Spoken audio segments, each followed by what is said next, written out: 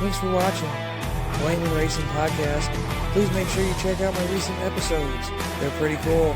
Thank you for watching and thank you for the support and enjoy the episode.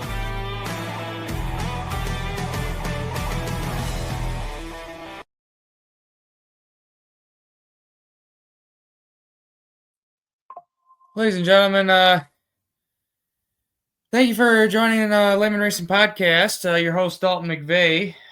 So just a few announcements here. We do have a co-host that will be coming on here and there. Justin Newman, he will be coming on here and there. This one he didn't come on, but there'll be a couple in the future that he'll be coming on as well.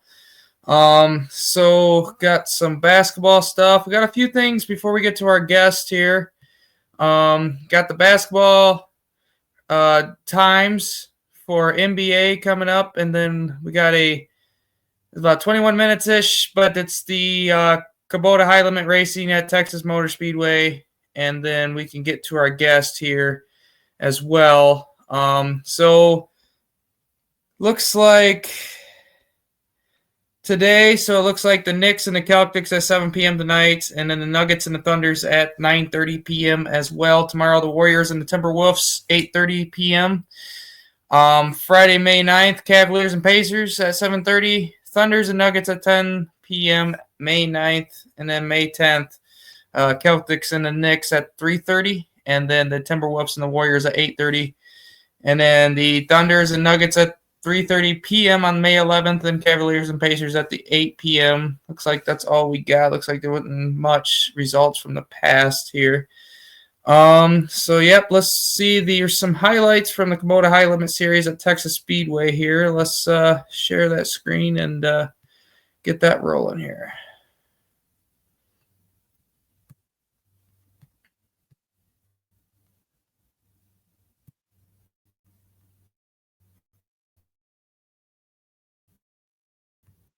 Motor Speedway's dirt track. Brent Marks and Brad Sweet in row 1. Courtney and Sam Hafertepe Jr. Row 3, Christopher Bell and Casey Kane. Row 4, Danny Sams and Chase Randall. Back in Austin McCarl. Row 7, Kyle Larson and Justin Peck. Row 8, Austin Mundy and Jason Persley. Row 9, Spencer Baston and Landon Crawley.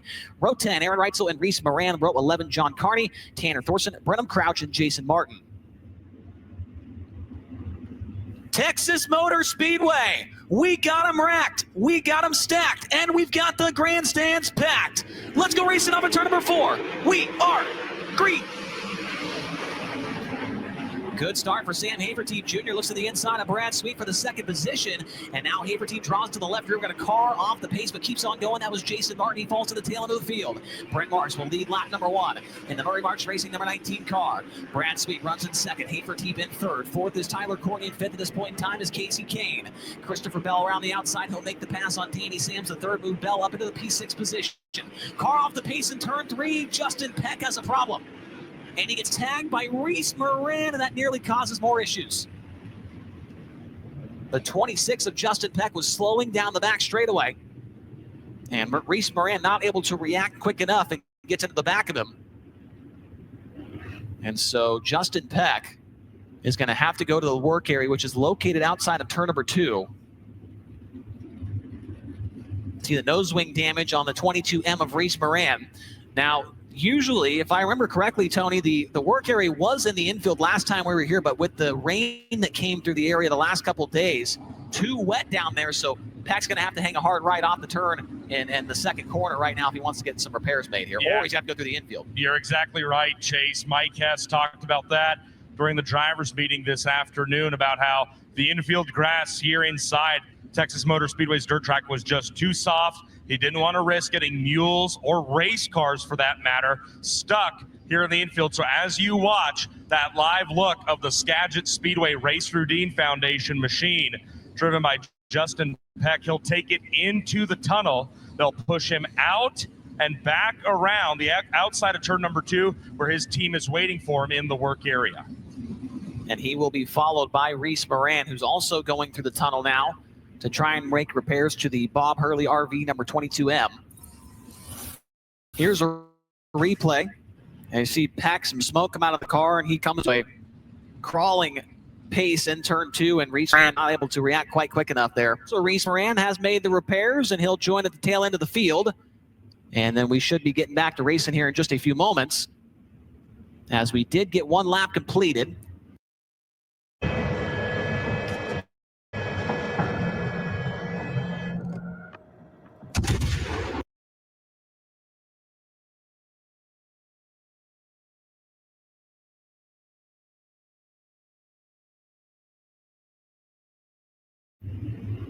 As it looks like we are coming to green this time by.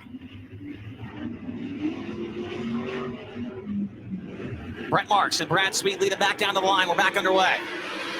Brad Sweet trying to cross up Brent Marks into turn 1. He'll look low, but Marks around the outside has the momentum and has the race lead. Sam Hafertein Jr. running in the third spot on the back bumper of Brad Sweet as Casey Kane makes the pass on Tyler Courtney. Move Casey Kane up to the 4th position now. Casey Kane looking for another top 5 with High Limit Racing in 2025. Tyler Courtney now in 5th with Chase Randall behind him. Danny Sams in 7th. Rico Abreu challenging Christopher Bell into turn 3. Give Abreu the 8th position off of turn number 4. Rico Abreu gets by Christopher Bell. Abreu's up to 4th. I'll make that 8th, excuse me. Bell back to 9th and 10th at this point in time as Landon Crawley having a good run right now in that 45X. Most drivers around the inside hub here at Texas Motor Speedway's dirt track, but they're going to have to try something different when they get to the back of the field, which will happen in about 2 laps. Brent Marks approaching Ty Gibbs, Reese Moran, and Jason Martin. This was what happened at all 3 races last season with High Limit here at Texas. Traffic was the name of the game. Marks to the outside of Ty Gibbs will put him 1 lap down. Car up in smoke on the backstretch, and that is Danny Sams. The yellow's out. Smoke pour the back of the Monty Professional Sport Advisors number 24D. And we'll see if Danny Sams does the same maneuver that Justin Peck did, which is drive right by the work area as he points that car down the hill towards the tunnel. Good call there, Professor Laporta. We do have 2 cars coming out of the work area. We've got Reese Moran back on the track at Morton, who pulled off around the same time as Sams there. And so both drivers have been able to go to the work area, come back out, and rejoin the tail end of the field. We got 7, make that 6 laps completed. It's Brent Marks showing the way.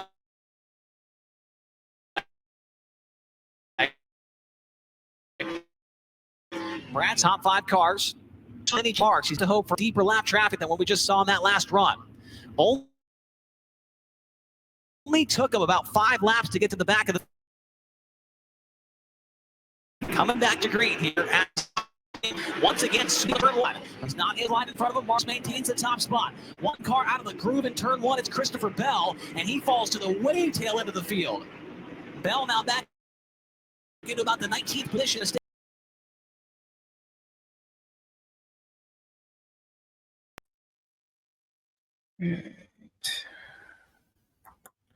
All right, guys. So I will continue that here after we bring on our guest. So let's bring on our guest. He's from Oakshade Raceway, and he races a couple other racetracks. Also, please put your hands together for the owner of Jeff Collision, Jeff Wells Jr. onto the stage. How you doing, Jeff? Good. Awesome. So I guess we'll go ahead and kick things off. Just tell the viewers more about you and where you're from. Well, I've been born and raised here in Toledo.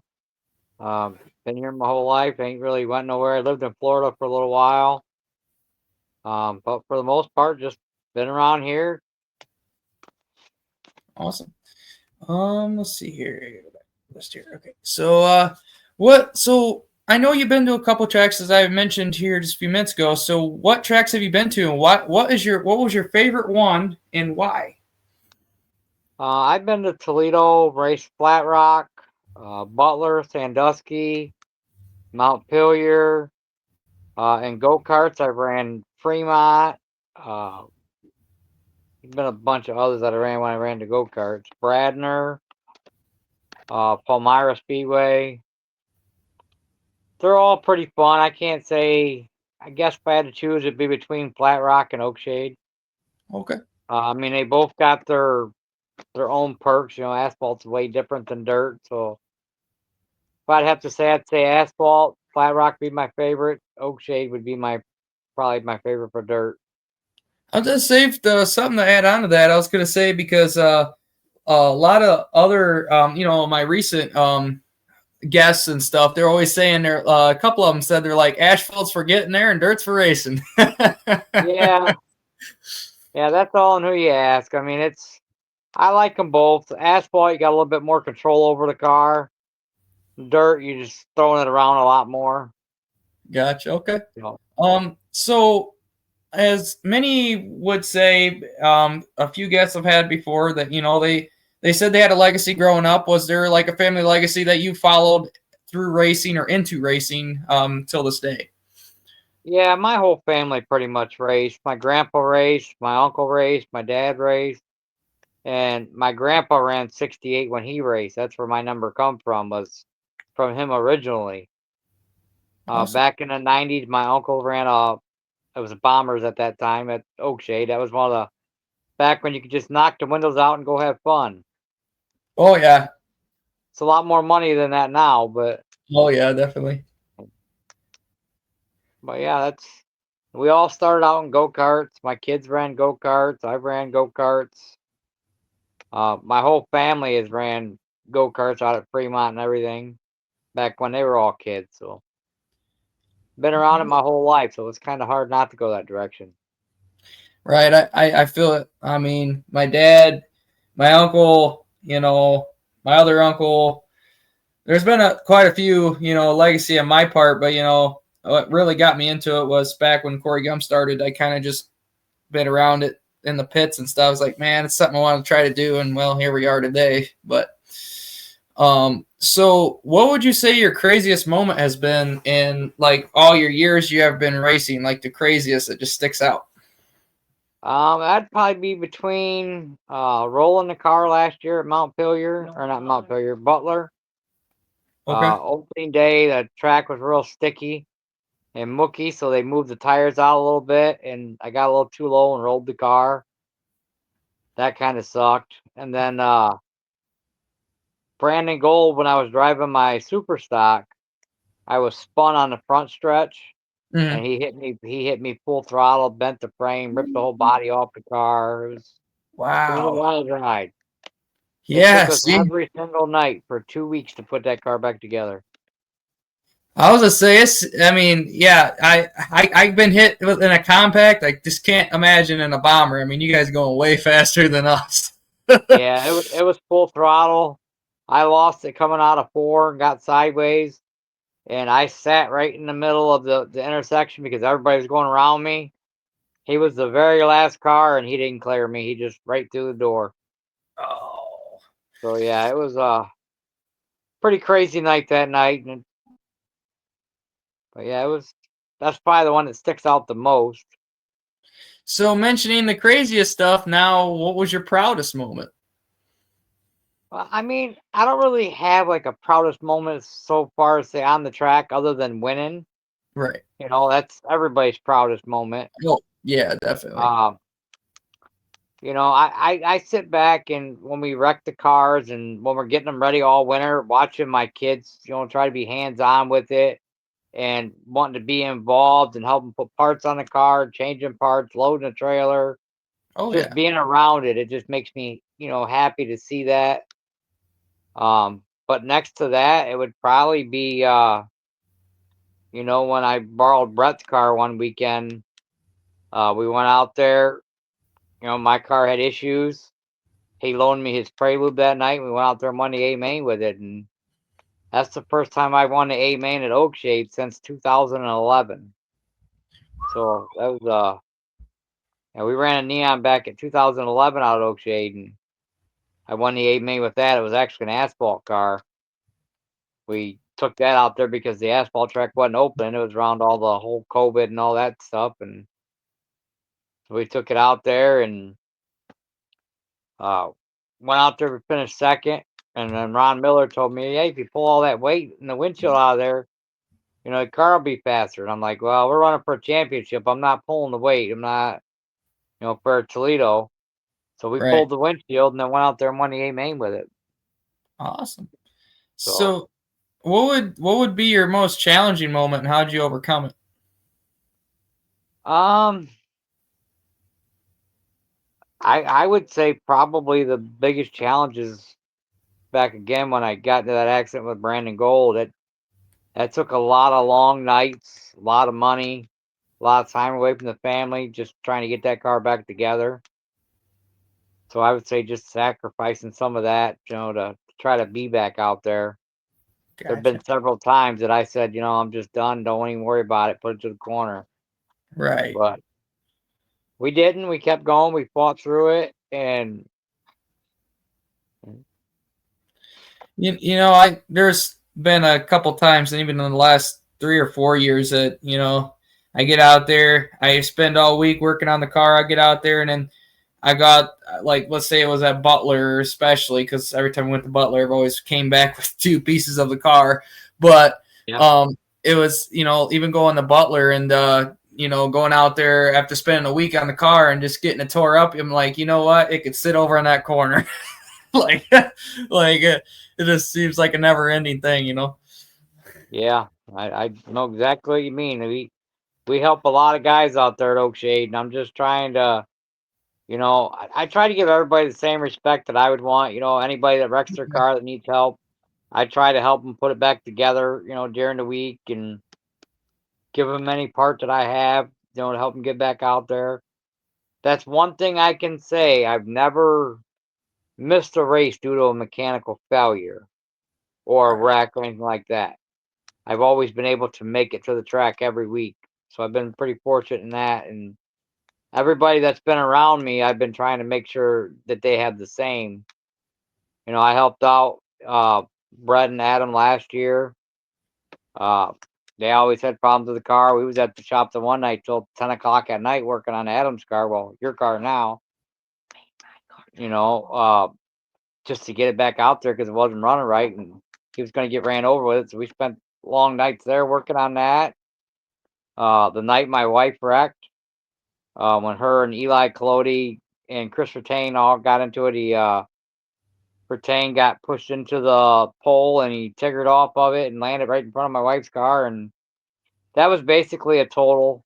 It shouldn't have got put back together, but a couple of nights, we were at the shop doing whatever we had to do, and we made sure she got a perfect attendance out of it. And that was our goal. Heck yeah, man. I We, gotta we, say, re- though. we retired the car now. It should have been retired then, but Nathan Goodman built a cage for it, and I'll tell anybody that if you need cage work done, that's the man to see. He knows Well, how to build a cage. His cages are definitely probably one of the safest ones I've ever seen. oh yeah, definitely. I mean, all credits to him. That's one of the main reasons I'm in the racing, since 21. He was the guy that basically let me do payments so then I can actually get in the racing. So he's the reason why I'm here. So that's pretty cool. Yeah, But he like Nate's a that good car guy. there.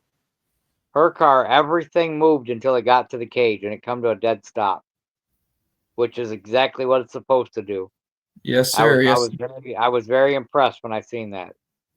I thought for sure the cage was going to be ripped out of the floor and everything, but it wasn't. I was very impressed.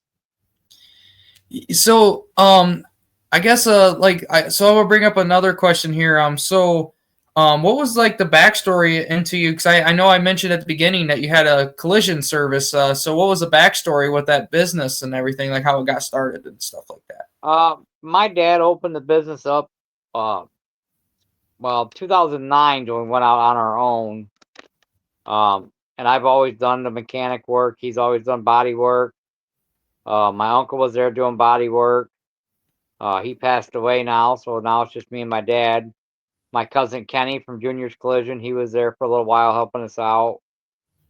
So it's just been, we've had our ups and downs, but for the most part, it's going pretty good. And like I said, we've been in business since 2009, and we're a one-stop shop. We do everything from towing to body work to mechanic work to whatever you need done on anything with a motor or wheels. We pretty much dip into it.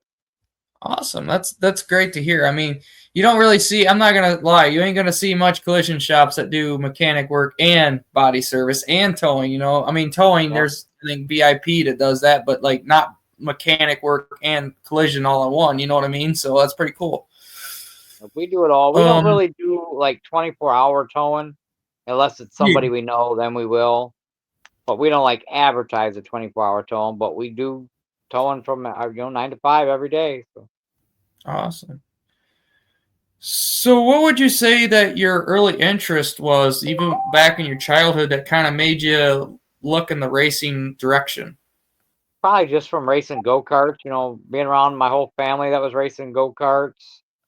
And then I got into racing go-karts. My kids got into racing go-karts. So it's always been about a big family event. That's what it's always been about for me. My dad got sick there for a while and we had to go to the track a few times without him. And it just wasn't the same because it's always a family affair. It's always Right, about right. having family there. Almost everybody on my team is, people that we help. It's got our name on the car. Almost every one of them is a car that I've previously owned, bought from whoever, did whatever, and sold them. James is really the only one that I think don't have a car that I used to own. But I'm got him started too because he started out in my wife's car to begin with. So yeah, it's like I said, that's what it always boils down to. It's all about the family. You gotta, do what you gotta do to keep the family happy, and then when they're not there, it's just not a good time. I feel that, like I said, going to the races, hanging out with family, and having fun is what it's all about, really. It's definitely a cool experience to take the family out on a Saturday night. I mean, there's a lot of people that I met from the racetrack that are friends that became family. Oh yeah, definitely. There's a, Yeah, so I'm grateful for that. There's a lot of people I wouldn't have met if it wasn't for that. yeah, I can agree. Like, there's a lot of people that I wouldn't have met if it wasn't for racing too. So it's definitely a cool experience, and even it's a blessing. I mean, from starting and being able to gain friendship and family members as we are here today. Yep. Yep. Um, I try to tell anybody if you got any interest in racing at all, get with somebody, walk the pits, talk to people. 99% of the people in the pits are extremely friendly. They'll help you out anywhere they can, give you any kind of information. You want to get started in a car or in a go-kart, a lot of them will help you go that route. awesome. So, what was all the cars that you ran throughout the years? My very first car I ever ran was a Dodge Shadow. Or that was we ran Toledo with that one, Toledo and Flat Rock. And then I went to a Neon. Um, been running Neons pretty much my whole life. I had a Monte Carlo that we ran as a factory stock for Toledo. And then we ran that dirt too a little bit. And then we had the super stock that we got now. Plus I had another one prior to that. And then from the Neons, I've been driving a couple Hondas here and there. Uh, Once again, it started when I drove Brett's Honda, and it was a nice car. I liked it, and I wound up buying one. So we've been dealing with that one all over the winter, and hoping to go out there and win some races with it and see how it goes. I gotta say though, I mean, I ran. I think I took out Justin Newman's Honda one time. I gotta say they're definitely different from Ecotechs. I will agree. Yeah, I've never drove a Cavalier. Well, I take that back. I did have a Cavalier. It was a Aaron Van Pelt's old car. Hmm. I ran Sandusky with it at the Hangover. Didn't have a whole lot of luck with it. Um, wasn't real familiar with them, so I did wind up selling that car, and I stuck with my Neon for a while. And up until this year, we're gonna try out the Honda and see how that goes. Awesome. Hey, I say good luck this year, man. That's definitely We're for gonna need sure. it. We're gonna need it. I'm gonna pull double duty. We got the four cylinder and the super stock. So Awesome. So, how important are fan interactions to you, like throughout the, like even on a weekly basis? I love the interaction with the fans. I mean, if it wasn't for them, we would none of us would be there doing it. I mean, they're the ones that bring us to the track. They're the ones that's keeping the track open. I mean, we can all go out there and pay our pit pass and go race, but at the end of the day, if there ain't nobody in the stands, buying hot dogs and drinks, and Hmm. there's just, taking pictures and going and seeing Charlie at the picture booth and taking him home, and there'd be a lot of businesses in that area that wouldn't survive if it wasn't for the fans. Honestly, yeah, because like I said, like I brought up this question in the past, like, okay, now you going out there weekly. Now, let's say the fans are not out there. Okay, now what are you out there racing for? What are you out there? Who, like, if there's no one in the stands, who, like, what are you doing it for at that point? So Well, at it's that point, you're just out there having fun. It's kind of like going to a go-kart track, and right. renting go-karts for the weekend. Just out there having fun with your family and friends. But what better way to do it than with the fans out there cheering you on? You got people that'll like you. You got people that'll like me. You'll have people in the grandstands talking crap about you, talking crap about me. I mean, Right. Yeah. that's just what it's Exactly. all about. I mean, it's a love hate. You're gonna have people that love you, people that hate you, but at the end of the day, if they're not in the stands, we're not gonna do it much. You might get a couple races in out there if there wasn't no fans showing up, but that would trickly go away very fast if they're not there. Yeah, definitely. I mean, if you ain't Takes a got the lot. fans, you ain't got the economy to keep the track going, and it just Well, always spiral from there. it takes a lot to open them doors, for people like Oh, Oakshade and Montpelier and oh, all them. All the insurance that they gotta have and all that, it costs a fortune to run it. And like I said, if it wasn't for the fans, that plays a big part of where their money comes from. oh yeah, definitely. I've heard a So lot of people complaining that Oakshade raises their pit passes this year, yeah, but I've been hearing it too. price of everything goes up. Price of living goes up. I mean, Oh you yeah, can't yeah, really be mad at them. I mean, it's $5, and right. I there's a mean, lot of tracks that are $35 and $40 to get in. right, and Toledo and Flat Rock, they make you buy a driver's license to run on their track. You oh gotta buy an ARCA license for that because it's ARCA sanctioned track, and that starts at $100 and goes up depending on the division you're in. wow, And you still got to pay the same money to get in their pits that you do anywhere else. It's like a $5 discount if you got that membership, but it's mandatory for all drivers. wow, that's nuts. I mean, heck, I'm out just was it like 60, $70 for I even count my travel expenses when I go to Butler. I mean, Yep. Oakshade, Oakshade I can get around with probably $80 altogether for the night or whatever. But that's why I go to Oakshade because, well, I got a lot of family people there that I know, and friends and stuff in the pits, and plus a lot of family goes and watches there. But Butler, yeah, it's local, and I get asked all the time, why don't I go to Butler when it's only 25 compared to the 45 minutes I drive to Oakshade? And I'm like, it's not because of the travel time, it's because of the track I grew up at and the family that friends and family that I got at that track. You show up and you got people there to help you, and that's what's pretty cool about it too. Yeah. But so what would you say that motivated you on a weekly basis the last few like race years, like just going on a weekly basis? What was the biggest motivation? My family. Family, right There's on. been several times that I said I'm going to hang it up for the year. I'm not going to run this year. And my kids, my family, my race family, like James and all them, always telling me they're going to kick my ass if I'm not there. And they're what keeps me going. Like I said, there's been several weeks that I said I'm not even going to do it.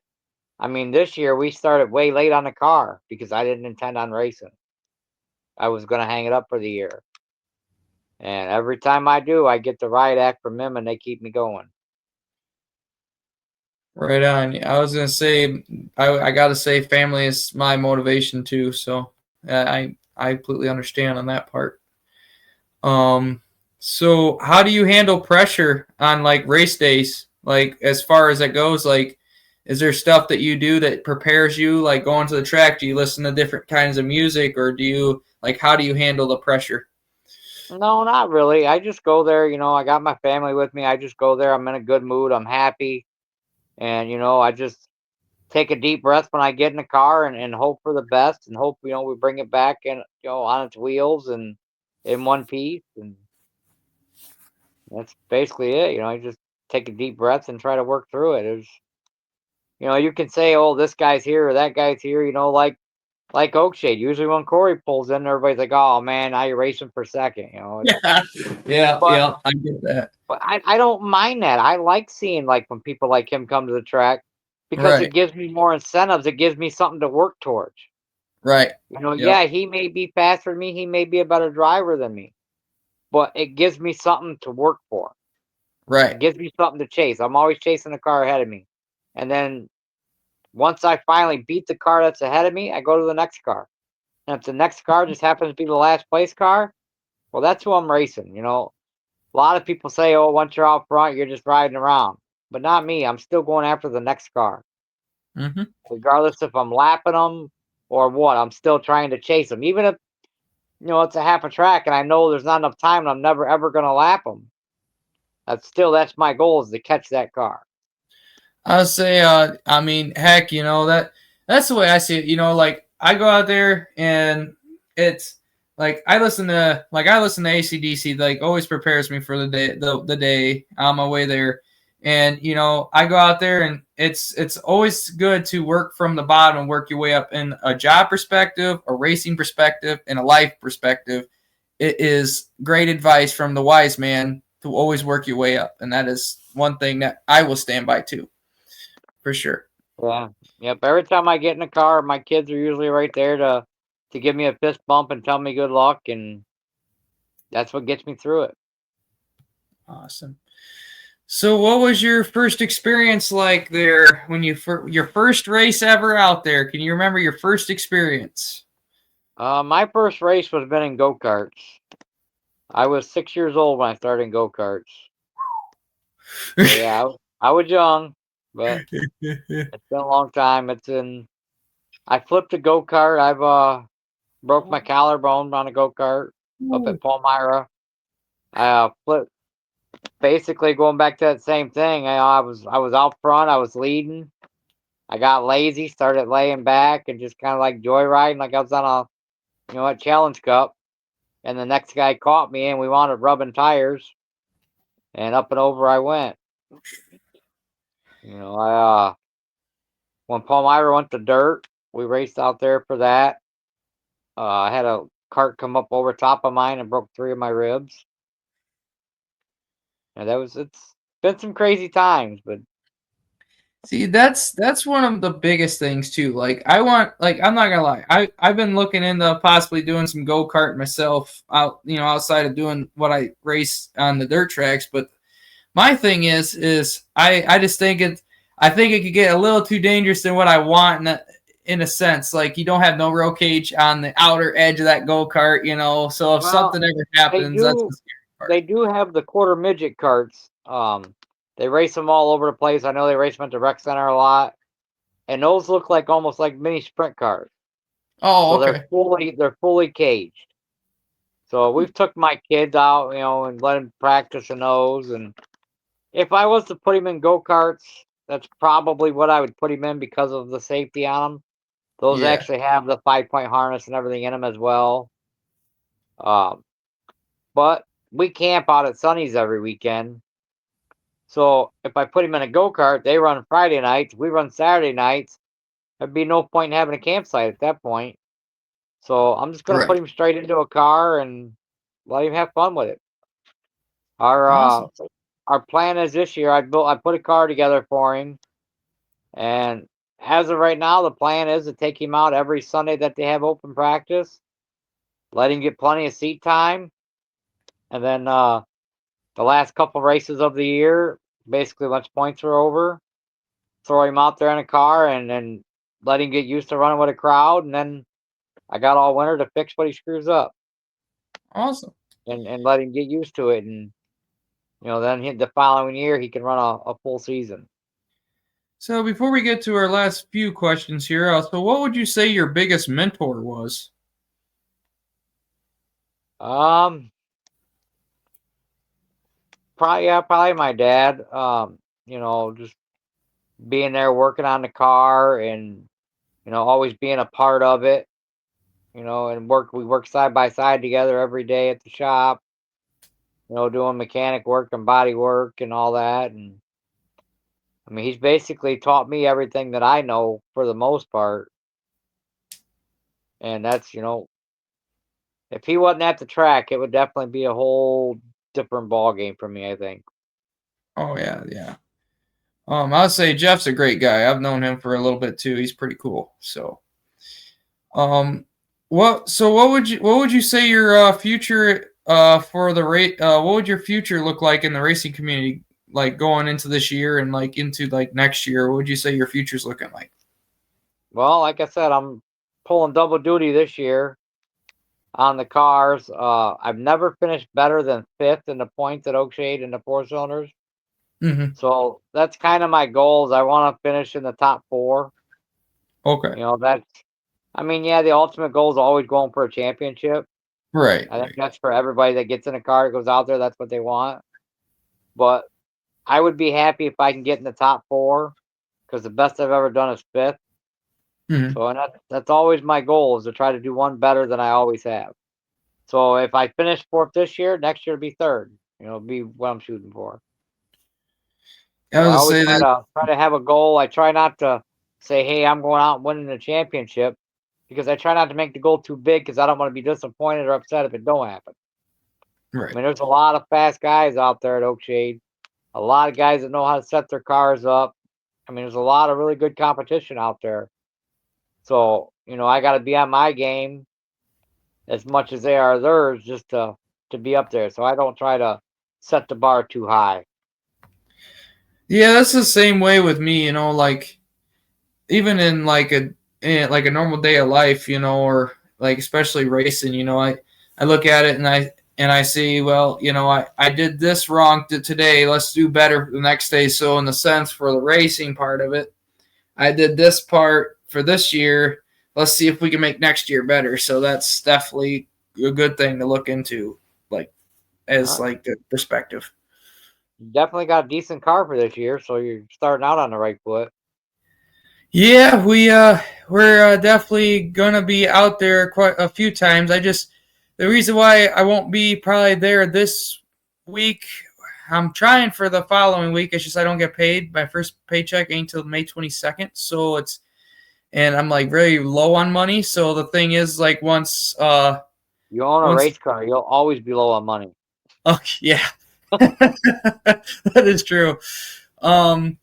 Was there any sponsorships you wanted to thank throughout the years and even going into this year? Like, had any returning sponsors? Pretty much, I've been very fortunate as far as my sponsors go. All my sponsors have pretty much all came back on board every year since I've been racing. It's a lot of people we deal with on a daily basis. I got NCW Enterprise on my car, which is a paint company that is out on Woodville Road. Mm-hmm. That's who we buy all of our paint supplies from. I got Lay's transmission on the car. I got A&D Auto Parts. So if you ever need any kind of car parts, you can go see him. He's got just about everything you can imagine there. Of course, Jeff's Collisions on the car. That's my dad. He's always, always been there to help and do what we got to do. I got Z&Z Electronics. Just another guy that we've done a lot of work for. He's got a electric company on Detroit Avenue. That's always been there to help out. Miracle Lanes. It's a bowling alley at Jackman and Lasky. They've always been a big part in our racing. We bowl there usually all winter long. That's what we do during the winter is go bowling. They got a 9 is Fine league there. That's just an 8-week mini league. So that's pretty cool because we go there and do that all winter. So, but yeah. Awesome. But we still got plenty of spots if anybody ever wants to sponsor or come on board. We got that car. We got the super stock that we don't really have any sponsors on. But there's plenty of room if anybody ever wants to join. So I know we touched about this a little earlier, but one last question I got for you. what would you give for your, like, what would be the biggest advice you could give to a beginner that's just getting into racing and like wants to succeed and wants to proceed into racing? What would your advice be to them? I guess just, kind of take it easy. Don't jump the gun. Don't think you're the biggest and baddest car out there. Go out there and find a line that you're comfortable with, that you like, and run that line. Don't be all over the place. Because once you find that line, the faster guys that are there will find a way around you. Mm-hmm. And it's a lot safer for you and everybody else on the track if you maintain that line, because now they know where you're going to be as far as being able to go around you, versus if you're at the top in one spot and all the way at the bottom in the other, could wind up causing a big wreck to hurt yourself or anybody else.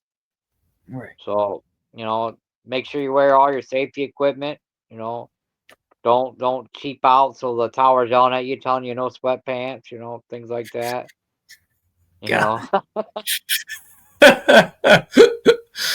Oh, or tell you that. Make sure you wear your fire safety stuff, and then, make sure your car is safe. That's the biggest thing. Oh yeah, biggest thing. I've seen people go out there and put one bolt in their headrest and the seat be moving all over the place. And I had a hairy canary when I found out about that, because safety is one of the biggest things. We're big on safety. If it ain't safe, it shouldn't be out there. Right. I hear you there. I hear you there. Safety is one of the biggest.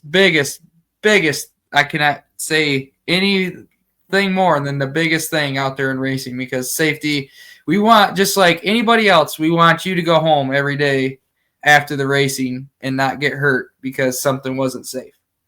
Yeah, there's a lot of people, that's involved in, like you see people that go crazy in the pits and come through the pits at 90 mile an hour, and that's one of my biggest pet peeves at any track. I know Butler's pretty good about staying on top of people and not letting that happen.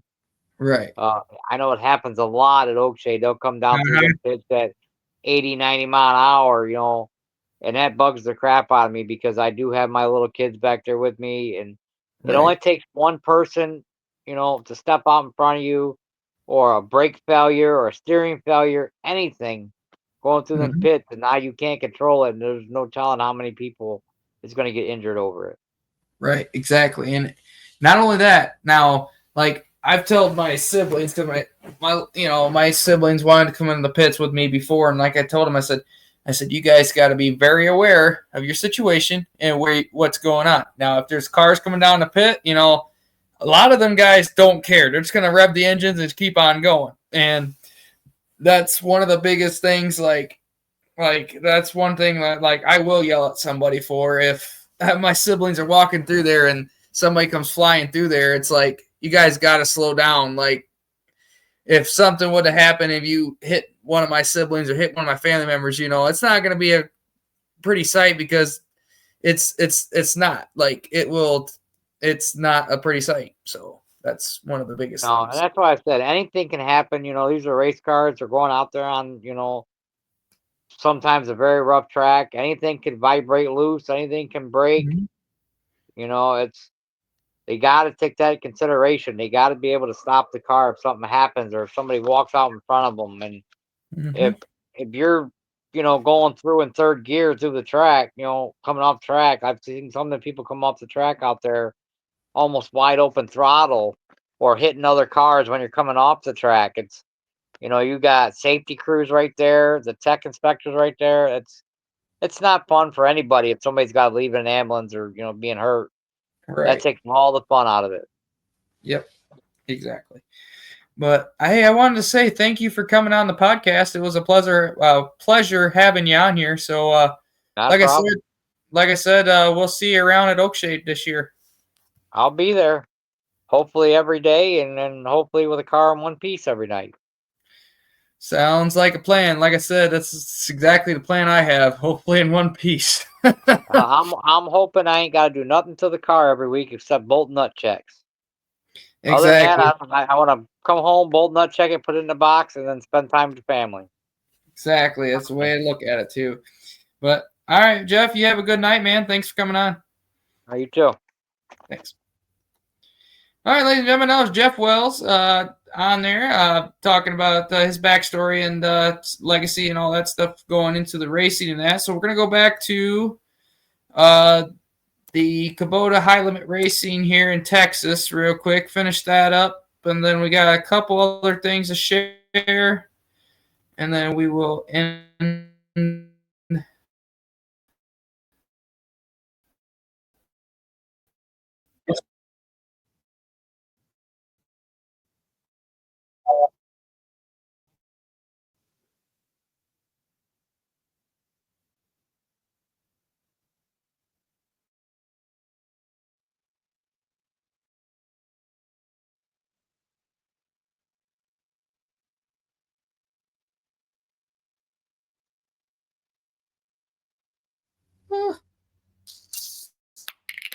When it came time to take things to the next level, I knew that I had to make a website, and Wix was perfect.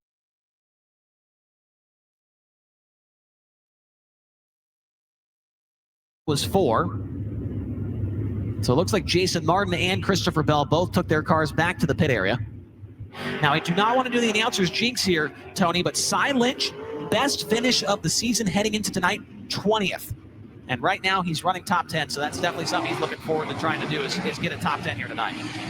Chase, in talking with Cy Lynch back in the pit area before we got going tonight, he was surprisingly upbeat. He said the big break in the schedule, those 3+ weeks off, came at the perfect time. They got everything repaired, the trailer restocked, and Cy says he feels very confident going into the month of May here with High Limit. All right, we'll see if he can move forward a little bit more as we come back to the green flag. Brent Marks still with the race lead. Good restart this time by for Sam Hafertepe Jr.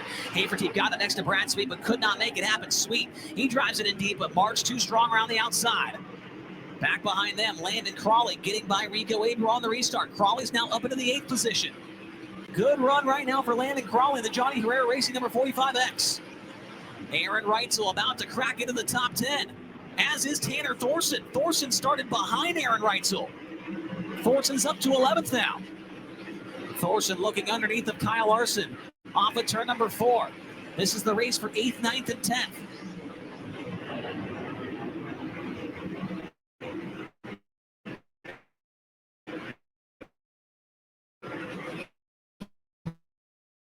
Brent Marks puts another one in the books.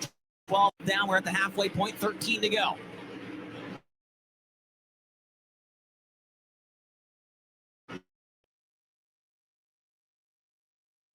Most of the drivers single file around the 4/10 mile here at Texas Motor Speedway's dirt track as Marks is once again on the same straightaway as the lap traffic.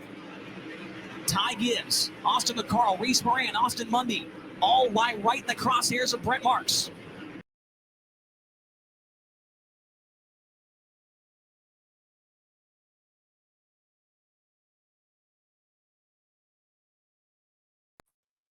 All right, guys. So we were gonna watch that the rest of the way, but it kept kicking in and out. So I didn't want it to crash, so I decided we're gonna end that. So anyway, so that was a little bit of the Kubota High Limit Series there, Texas Motor Speedway.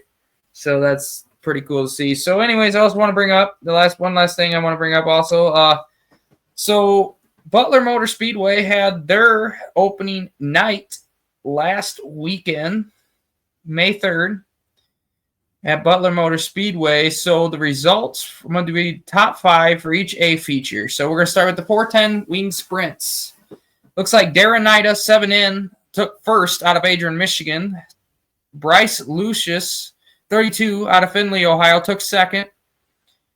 Tyler Gunn, 68G, out of Napoleon, Ohio, took third. Sean Rahill, number 14, Fremont, Ohio, took fourth. Dan McCarron out of Brenton, Michigan, and the 22M took 5th. Looks like that's the top 5 for the wing sprints. Modifieds for the A feature. Looks like Rabia Henderson, number 45, out of Angola, Indiana, took first. Corey Bevard out of Huntington, Indiana, in the 8C, took second. Minix Ferguson, the 74M out of Concord, Michigan, took third. Garrett Rons, 9R out of Livonia, Michigan, took 4th. And Casey Kariski, 55D out of Clinton Township, Michigan, took 5th. So that's for your modified. Street stocks. Looks like Travis Kyle out of Angola, Indiana, number 13, took 1st.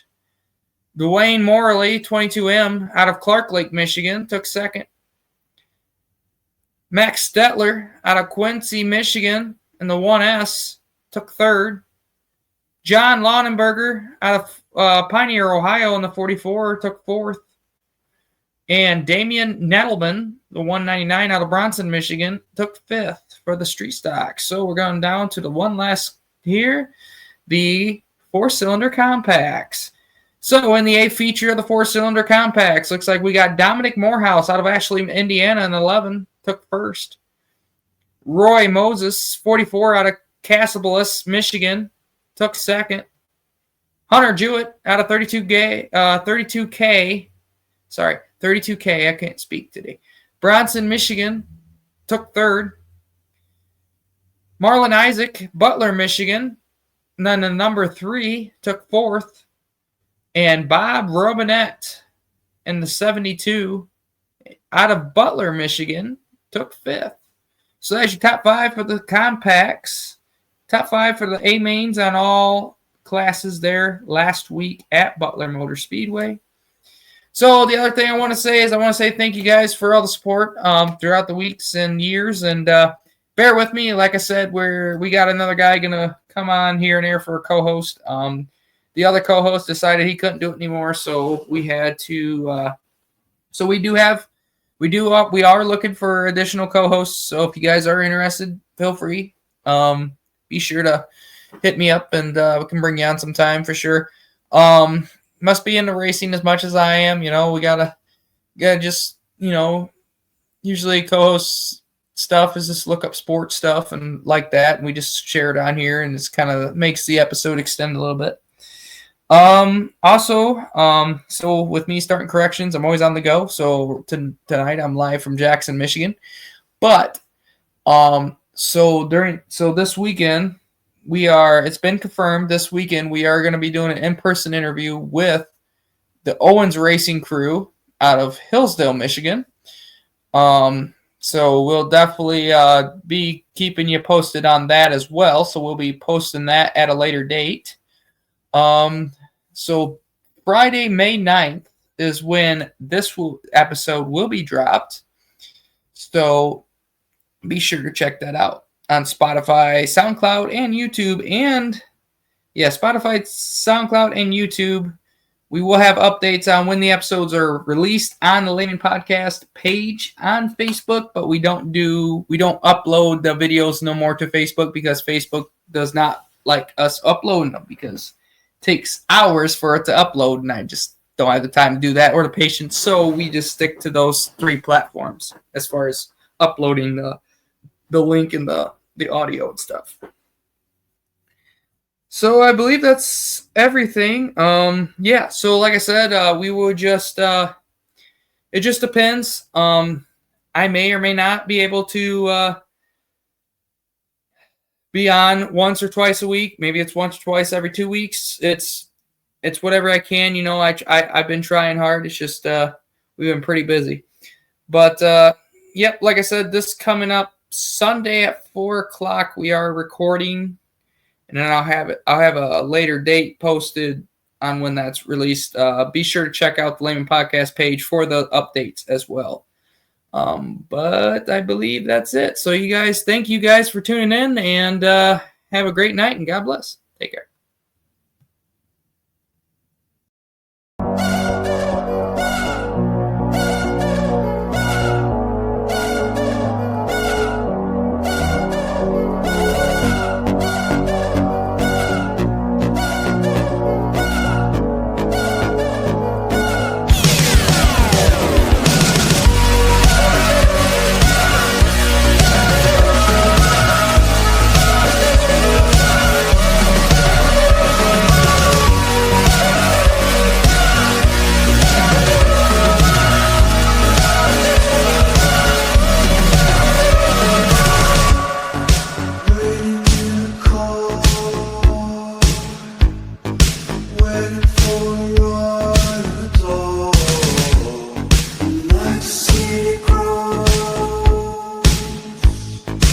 you, 'cause